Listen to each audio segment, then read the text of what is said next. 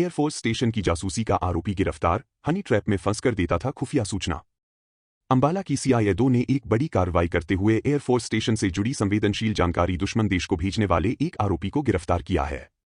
प्रारंभिक जांच में सामने आया है कि आरोपी सोशल मीडिया के जरिए हनी ट्रैप में फंस गया था और इसके बाद वह एयरफोर्स से जुड़ी गोपनीय सूचनाएं साझा करता था। आरोपी की पहचान साहा थाना क्षेत्र के गांव सबका निवासी सुनील के रूप में हुई है। बताया जा रहा है कि वह एक ठेकेदार का सहयोगी था और 2020 से एयरफोर्स स्टेशन में आना जाना रहता था। इसी के दौरान उसने संवेदनशील गतिविधियों पर नजर रखकर जानकारी भेजनी शुरू कर दी। DSP क्राइम वीरेंद्र के अनुसार आरोपी को 4 दिन के रिमांड पर लिया गया है और उससे गहन पूछताछ की जा रही है। अब यह पता लगाया जा रहा है कि क्या इस पूरे नेटवर्क में और लोग भी शामिल थे या आरोपी अकेले ही काम कर रहा था। जांच एजेंसियां कई अहम खुलासों की उम्मीद जता रही हैं।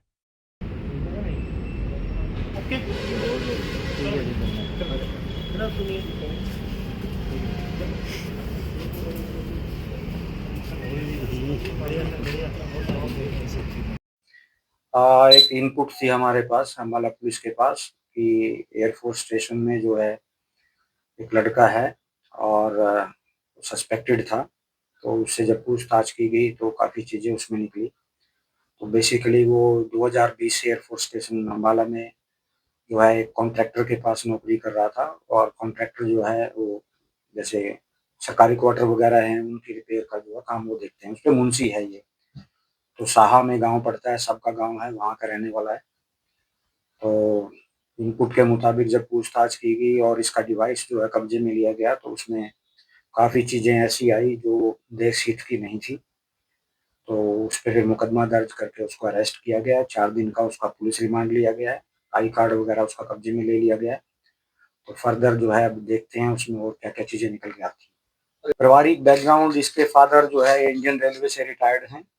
मदर अभी पास में नहीं रहती है, वो कुछ घर के क्लेश की वजह से यमुनानगर में रहती है। एक ब्रदर और वाइफ है, 2 बच्चे हैं। तो नॉर्मल जैसे परिवार होता है वैसे परिवार से है। तो लगभग 6 साल से जो है यहाँ पे काम कर रहा था। इस संदिग्ध इसकी जो एक्टिविटीज़ थी वो सस्पेक्टेड पाई गई तो इनपुट आया, क्योंकि आपको पता ही है कि भई जब नेशनल सिक्योरिटी का मामला होता है तो फिर नज़रें होती हैं। तो इसका जो डिवाइस है, मोबाइल है, उसमें कई चीज़ जो है आपत्तिजनक ऐसी पाई गई जिसमें देश की जो है सिक्योरिटी को या इंटीग्रिटी को हम खतरा मान सकते हैं। हमारे आपको पता ही है जो पड़ोसी देश पे जो है कुछ इनपुट जो है भेजी गई हैं अपने डिवाइस से। तो अब देखते हैं फर्दर क्या निकलता है इसमें। इसमें मोस्टली यही होता है कि कोई ना कोई ज़रिया बनाया जाता है कि आपको या तो कोई लालच दिया जाता है या कोई जो है किसी को इंट्रोड्यूस कराया जाता है किसी लड़की से या इस तरह से, तो कहीं न कहीं आदमी जो है वो फिर उस ट्रैप में आ ही जाता है। तो शुरुआत इसकी भी इसी तरह से फेसबुक, इंस्टाग्राम इन चीज़ों पे जो है दोस्ती हुई एक लड़की से और फिर जो है उसने इन्फॉर्मेशन माँगनी शुरू की। तो इन अ वे मतलब इट स्टार्टेड विद दैट। कितने टाइम पहले? इसके मुताबिक लगभग हो गया है 1 महीने से ज़्यादा हो गया है इसको। तो बाकी तो जो है मतलब एक बार इसने 1 महीना बताया था इंटेरोगेशन में, फिर जो है वही अगेन जो है अभी स्टेज पे नहीं कह सकते क्योंकि जब तक पूरा कंप्लीट इन्वेस्टिगेशन नहीं हो सकता है कि कई बार आदमी अपने बयान बदलता है, कई बार स्टेटमेंट बदलता है। जो है कोई ये नहीं आई है, कोई क्रिमिनल एक्टिविटी या FIR वगैरह उसकी नहीं आई है। बाकी फर्दर जो है क्योंकि अभी तो शुरुआत है, इनिशियल स्टेज है, तो गहराई में जाएँगे तो फिर पता चल पाएगा कि क्या कोई और भी इस तरह की बात या कोई क्रिमिनल एक्टिविटी इसने की है।